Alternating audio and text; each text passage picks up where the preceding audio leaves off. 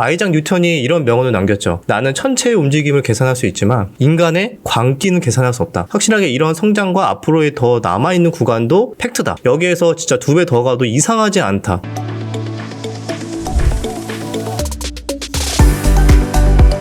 2차전지 지금 매수하려고 하시는 분들 이거는 알고 매수하셔라. 제가 정말 여기저기 많이 또 공부를 했거든요. 밸류에이션을 하는 그런 이유들이나 여러가지 대외 환경들, 미국의 IRA, 유럽의 핵심 원자재 법안, 그다음에 중국의 소외, 이런 것들을 감안을 해서 현재 2차전지의 위치가 어디쯤에 와 있고, 그러면은 내가 지금 당장 2차전지를 공략을 하거나 매도를 할 예정이라면은 현재 구간이 어떤 상황인지 이건 꼭 알고 공략을 하셔야 된다. 사이클에 대해서 간단하게 이해를 하셔야 되는데, 항상 모든 산업의 사이클은 이런 식으로 흘러가요. 초창기 때는 이렇게 올라가다가 성장기 때 가파르게 성장을 하고 어느 정도 올라가다 보면은 성숙기가 옵니다. 성숙기가 지나면은 이렇게 서서히 하락하는 쇠퇴기가 와요. 자, 이런 식으로 우리는 사이클에 대해서 이해를 할 수가 있어요. 그럼 주가도 여기에 따라서 움직이겠죠. 초기에도 일단 뭐 장밋빛 전망으로 인해서 일시적으로 이렇게 올랐다가 성장 속도에 맞춰서 다시 관심이 좀 멀어지면은 하락했다가 또 경기가 침체가 되거나 주가가 뭐 하락이 되거나 뭐 기타 대외 변수로 인해서 위기가 온다, 막 그러면은 밸류보다 더 하락을 했다가 반복이 돼요. 전체적인 주가의 흐름은 이런 식으로 성장률과 그 회사의 실적의 증가하는 속도에 따라가는데, 실질적인 주가는 그것보다 이렇게 오버슈팅 할 때도 있고 일시적으로 이렇게 저평가 국면도 있고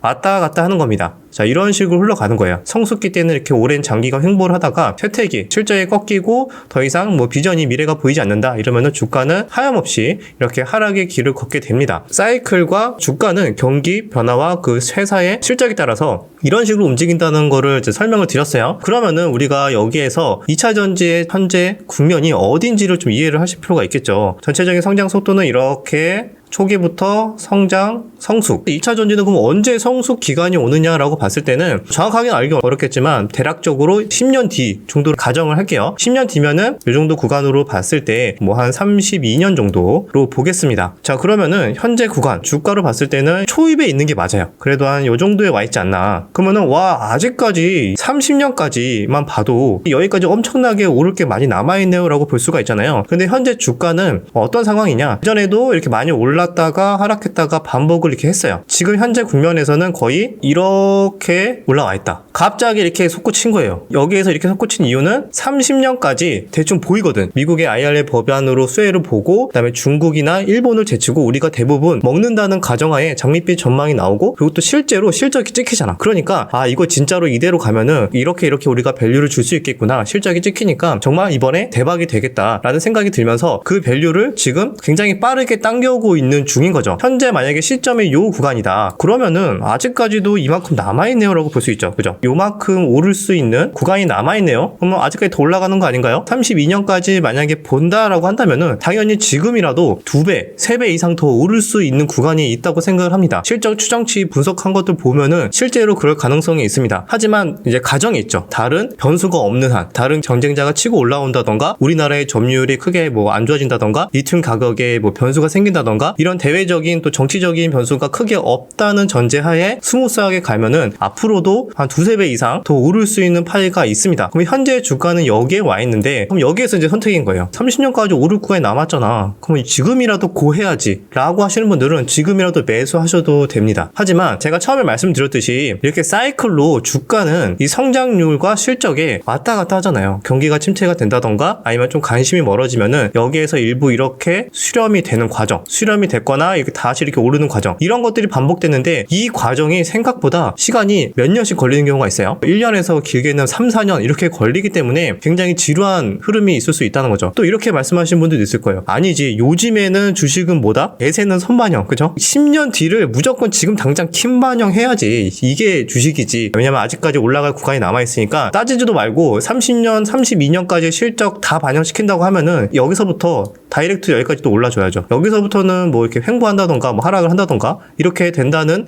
생각을 하신 분들은 지금이라도 고를 하는 거죠. 왜? 우리가 기다리는 조정은 안 올 수 있으니까. 아니야, 이것도 잠깐 이렇게 오르다가 이렇게 성장 속도와 이 실적에 올라가는 속도에 비해서 주가에 지금 올라가는 이 각도는 거의 90도에 가까울 정도로 미친 듯이 올랐어. 한번 살짝 꺾이기 시작하면은 또 언제 그랬냐는 듯이 과거처럼 다시 성장률과 실적에 수렴하는 이런 조정 구간 또는 횡보 구간이 오랜 기간 있을 거야 라고 생각하시는 분들은 이제 매도를 하시겠죠. 현재 국면은 제가 봤을 때 기간적으로 최대한 분석을 해봤는데 여기 이 국면에 와 있다. 성장 초입이라고 볼 수는 있는데 주가는 킹반영의 성향이 강하기 때문에 미리 빠르게 반영이 됐다. 그럼에도 불구하고 우리가 생각하는 장밋빛 전망에 30년, 32년을 생각을 해봤을 때는 아직까지도 먹을 구간이 남아있다. 하지만 그 기간이 너무 많이 남았잖아. 이건 좀 아닌 것 같아. 라고 한다면은 지금 하차하는 거고요. 아니다. 이거 주식시장에 유동성이 너무 많아. 이거 무조건 10년 뒤도 킹반영해. 야, 우리 테슬라 선반영하는 거 못 봤냐?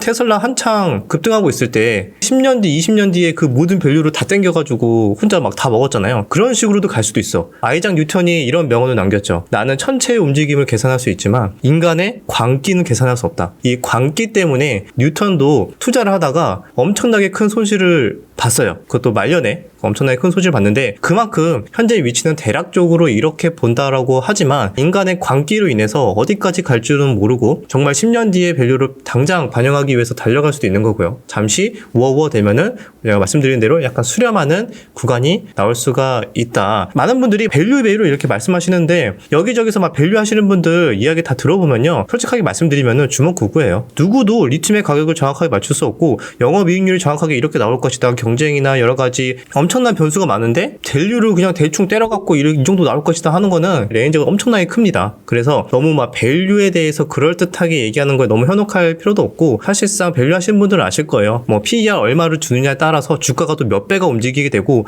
그 얼마를 주는지에 따라서는 주식 투자자들, 시장 참여자들의 그냥 동의를 얻으면 끝인 거예요. 과거에 뭐 이랬으니까 앞으로도 이럴 건데 여기 조금 더 주자. 오케이? 이러면은 그래 콜 이러면은 갑자기 뭐 2배 오르고 이런 거거든요. 밸류에 대해서도 충분히 실적은 상승하고 있고 대세 상승은 맞으니까 그냥 때려 박아 약간 이런 느낌이 있는데 확실하게 이런 성장과 앞으로의 더 남아있는 구간도 팩트다. 저는 팩트라고 말씀을 드리고 있고 여기에서 진짜 2배 더 가도 이상하지 않다. 하지만 단기적으로 많이 올랐기 때문에 잠시 쉬어가는 구간, 가격 조정이 나오는 구간 언제든지 나올 수가 있으니까 제가 말씀드린 요 시점에 대해서 이해를 좀 하시고 본인의 이제 판단이 남은 거죠. 기다리는 조정 안 올 것 같으면은 지금이라도 고 하시면 되고 차분하게 나는 기다려보겠다 하시는 분들은 다음 시점을 좀 노리면은 되지 않을까? 뭐 이렇게 생각을 합니다. 과거에 뭐 2차전지 쪽을 제가 숏을 한다 뭐 이런 이야기를 잠깐 했었잖아요. 이렇게 성장을 하는 건 알고 있는데 저도 이런 식으로 판단했던 거죠. 지금 단기적으로 이렇게 이격이 너무 벌어졌기 때문에 잠깐 이렇게 수렴하지 않을까라고 생각을 해서 숏 포지션 하락에 배팅을 하는 거를 일부 잠깐 매매를 했었어요. 한 달에 뭐 2-3번씩 조금씩 했었습니다. 근데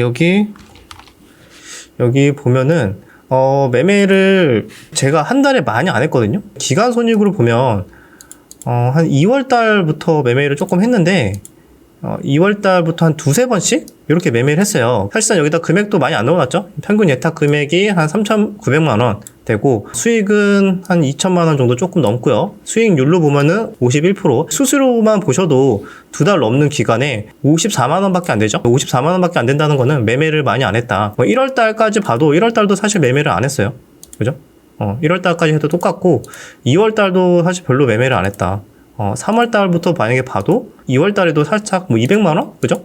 매매를 거의 안 하는데 한마디로 선물 계좌는 가끔씩 이벤트 있을 때 한 번씩 그냥 한 달에 2번, 3번 이렇게 매매를 하는 용도로만 가볍게 활용을 하고 있어요. 그래서 저도 일단은 운 좋게 100%, 200% 이상 상승하는 2차전지 섹터 내에서도 숏포지션으로 잠깐 매매를 해서 약간의 이런 수익은 나긴 했지만 여전히 앞으로도 계속 좋게 상승할 수 있기 때문에 저도 과감하게 더 숏을 포지션을 크게 늘리지 못하는 거죠. 그것도 길게 가져가기가 굉장히 리스크가 크고 그 부분도 저도 계속 조심스럽게 접근을 하고 있는데 하지만 제가 말씀드렸던 것처럼 수렴하는 과정들은 있을 수 있으니까 저는 이제 전업 투자자로 하고 있으니까 일부 이렇게 매매를 하고 있다 이렇게 참고만 하시면 좋을 것 같습니다. 그래서 혹시나 주덕 예전에 에코프로 BM 뭐 쇼친다 그랬는데 지금 작살난 거 아니? 뭐 이렇게 생각하시는 분들도 있었을 거예요. 왜냐면 가끔씩 댓글에다가 여쭤봐 주시더라고요. 그때 쇼친 거 어떻게 됐어요? 이렇게, 그죠? 물론 저도 이제 한 번씩 뭐 몇 번은 손절했을 거예요. 당연히 손절이 나왔을 때는 빠르게 정리를 하고 거래량이 빵빵 터졌을 때 다시 숏을 쳤거든요. 언제 보통 했냐면 요런 구간에 숏 쳐서 잠깐 먹고 요 구간에서 여기 잠깐 먹고 여기에서 잠깐 먹고 요런 식으로 했던 것 같아요. 여기에서도 살짝 숏 쳤다가 요때 살짝 오르는 거 보고 빠르게 손절하고, 최근에 한 2달 동안에 뭐 매매는 5번 내외 정도, 뭐 일수로 따지면 그렇게 매매를 했던 것 같아요. 말하는 도중에 지금 에코프로가 또 올라가고 있네요. 역시 죽지 않습니다. 아직 2배 더 남았다 하고 지금 그쪽으로 좀 배팅하는 것 같은데, 네, 여기까지 영상 마무리하고요. 오늘 말씀드린 이런 이야기는 제가 여러 가지 자료를 취합해서 현재 구간에 대해서 개인적인 판단하는 거니까 여러분들도 투자하는 데 있어서 가볍게 참고만 하시면 좋을 것 같습니다. 다음 영상에서 뵙도록 하겠습니다.